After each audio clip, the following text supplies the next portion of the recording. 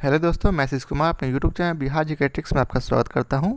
आज हम लोग भूगोल के 33वें एक्सरसाइज में भौगोलिक ग्रंथ एवं उनके लेखक और साथ ही साथ विश्व की प्राकृतिक वनस्पतियों के सभी प्रश्नों को देखेंगे। यदि आप लोगों ने अब तक हमारा चैनल बिहार जीकेट्रिक्स सब्सक्राइब नहीं किया है तो इसे सब्सक्राइब कर लें, साथ ही बेल आइकन को जरूर दबाएं। तो आइए वीडियो को स्टार्ट करते हैं। तो इसका पहला प्रश्न है, एलियड एवं ओडिसी ग्रंथों जिसमें कि प्राचीन भौगोलिक जानकारियों का समावेश है, किस विद्वान की रचना है?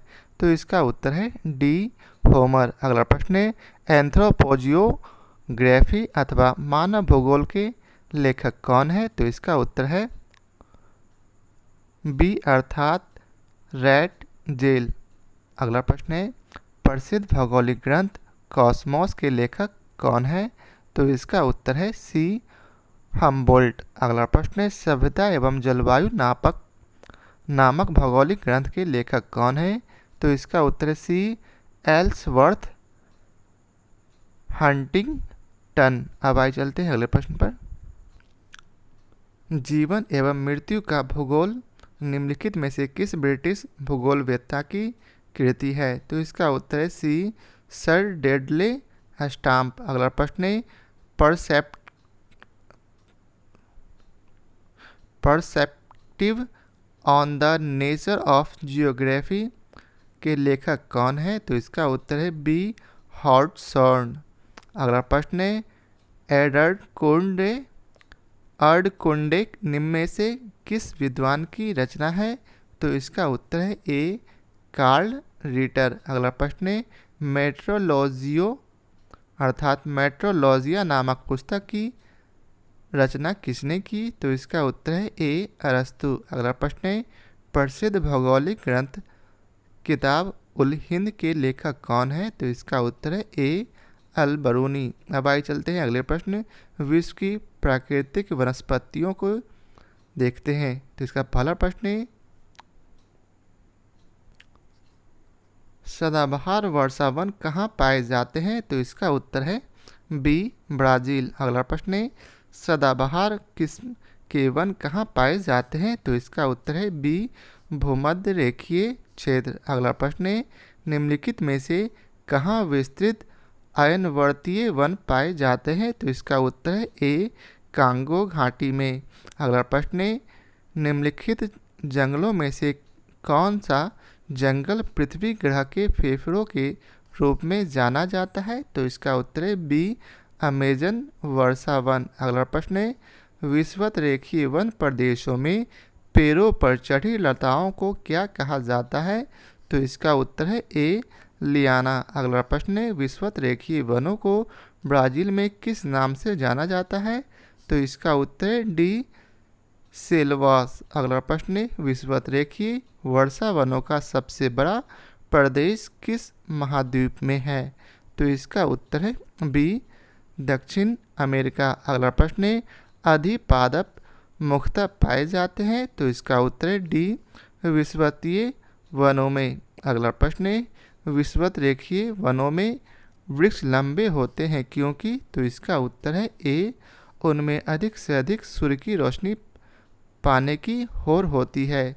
अगला प्रश्न है, प्राकृतिक वनस्पति का सर्वाधिक विकसित क्षेत्र है कौन सा? तो इसका उत्तर है डी, पतझड़ वन। अगला प्रश्न है, सर्वाधिक जैव विविधता पाई जाती है? तो इसका उत्तर है सी, उष्णकटिबंधीय वर्षा वन में। अगला प्रश्न है, सबसे अधिक टैगा वन किस क्षेत्र में पाए जाते हैं? तो इसका उत्तर है ए, साइबेरिया। अगला प्रश्न है, स्प्रूस फर तथा चीड़ मुख्य रूप से पाए जाते हैं? तो इसका उत्तर है ए, टैगा वनों में।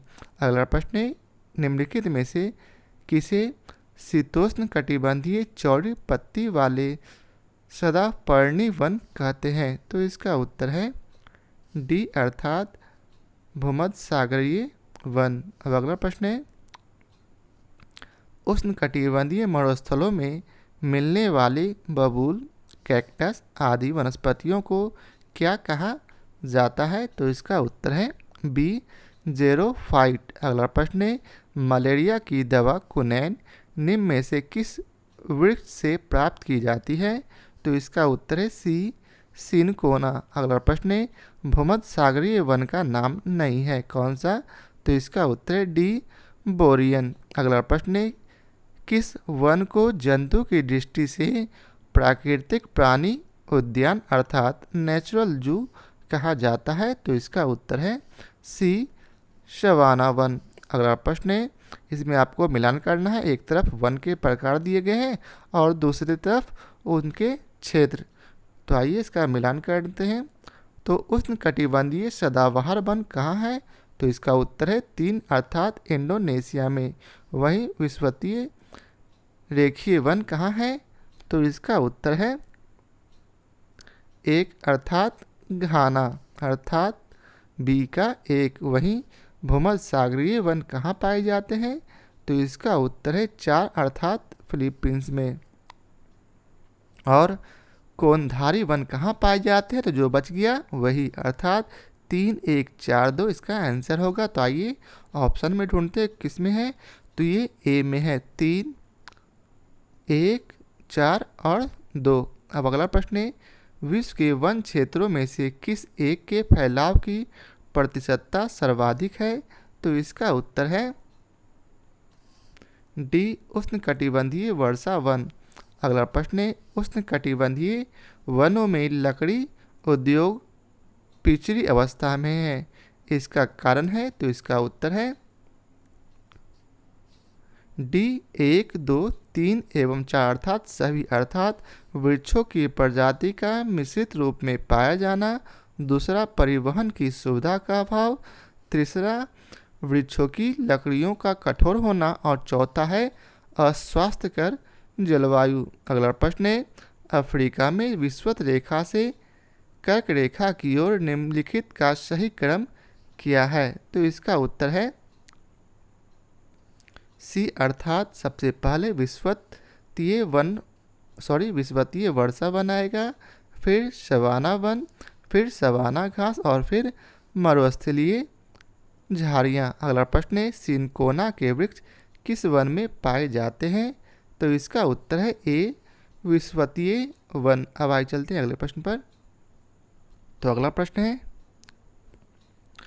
ओक, बीच, बर्च, वालनट, एल्ब आदि के वृक्ष कहाँ पाए जाते हैं? तो इसका उत्तर है बी मध्य अक्षांशीय पर्णपाती वन में। अगला प्रश्न है मोंटाना वन पाए जाते हैं? तो इसका उत्तर है डी एंडीज पर्वत की पूर्वी ढाल पर। अगला प्रश्न है निम्नलिखित में से किस वन को बोरियल वन के नाम से भी जाना जाता है? तो इसका उत्तर है सी अर्थात शंकुधारी वन। अगला प्रश्न है शीतोष्ण कटिबंधीय शंकुधारी वन का सर्वाधिक विस्तार पाया जाता है? तो इसका उत्तर है ए रूस में। अगला प्रश्न है निम्नलिखित में से किस वन का विस्तार सर्वाधिक क्षेत्रफल पर पाया जाता है? तो इसका उत्तर है ए विषुवतीय वर्षा वन। अगला प्रश्न है विषुवतीय वर्षा वन की निम्नलिखित में से कौन सी विशेषता नहीं होती? तो इसका उत्तर है बी अर्थात निचले स्तर पर सघन झाड़ियों एवं फूलदार पौधे। अगला प्रश्न है टुंड्रा वनस्पति का सर्वाधिक विस्तार पाया जाता है? तो इसका उत्तर है बी अर्थात उत्तर अमेरिका में। अगला प्रश्न है अमेजन नदी की घाटी में विषुवत रेखीय उष्णार्ध वन को कहा जाता है? तो इसका उत्तर है डी अर्थात सेल्वास। अगला प्रश्न है विषुवत रेखीय उष्णार्ध वन के संबंध में कौन सा कथन सही नहीं है? तो इसका उत्तर है डी अर्थात इस प्रकार के वन में एक ही प्रकार के वृक्षों की बहुलता होती है। तो ये गलत है। अब अगला प्रश्न है मानसूनी वन के संदर्भ में निम्न में से कौन सा कथन सही नहीं है? तो इसका उत्तर है डी अर्थात इस प्रकार के वन की सघनता बहुत अधिक होती है। ये गलत है, बाकी सभी सही है। अब अगला प्रश्न है भूमध्य सागरीय वन से संबंधित निम्न में से कौन सा कथन असत्य है? तो इसका उत्तर है सी इन वनों के वृक्षों की जड़ें लंबी तथा छालें व पतली मोटी होती है। तो ये गलत है। अगला प्रश्न है निम्नलिखित में से किस प्रकार के वनों का विस्तार केवल उत्तरी गोलार्ध में पाया जाता है? तो इसका उत्तर है डी समशीतोष्ण कोनधारी वन। अगला प्रश्न है, साइबेरिया क्षेत्र में समशीतोष्ण कोनधारी वन को किस नाम से जाना जाता है? तो इसका उत्तर है बी, टैगा। अगला प्रश्न है, शंकुधारी वन कहाँ पाए जाते हैं? तो इसका उत्तर है बी, शीत शीतोष्ण क्षेत्र। अगला प्रश्न है, मुलायम लकड़ी के कोनधारी वन मुख्यतः पाए जाते हैं? तो इसका उत्तर है बी, 50 डिग्री नॉर्थ से 70 डिग्री नॉर्थ। अगला प्रश्न है, विषुवतीय वन के संदर्भ में निम्न में से कौन सा कथन असत्य है? तो इसका उत्तर है डी, ये वन शीतोष्ण वन के नाम से भी जाने जाते हैं। अगला प्रश्न है, डेलबर्जिया जाति निम्नलिखित में से किस एक से संबंधित है? तो इसका उत्तर है डी, शीशम। अगला प्रश्न है, भूमध्य सागर के निकट किस तरह के वन पाए जाते हैं? तो इसका उत्तर है डी, उष्णकटिबंधीय वन। अगला प्रश्न है, निम्नलिखित में से किस देश में उसके भौगोलिक क्षेत्र का उच्चतम प्रतिशत वनाच्छादित है? तो इसका उत्तर है सी, भारत। तो यह आज के वीडियो का आखिरी प्रश्न था। आशा करता हूँ आप लोगों को हमारा यह वीडियो पसंद आया हो। यदि आप लोगों को हमारा यह वीडियो पसंद आया हो तो इसे लाइक और शेयर जरूर करें। फिर मिलते हैं नए चैप्टर के साथ। आज के लिए बहुत बहुत धन्यवाद।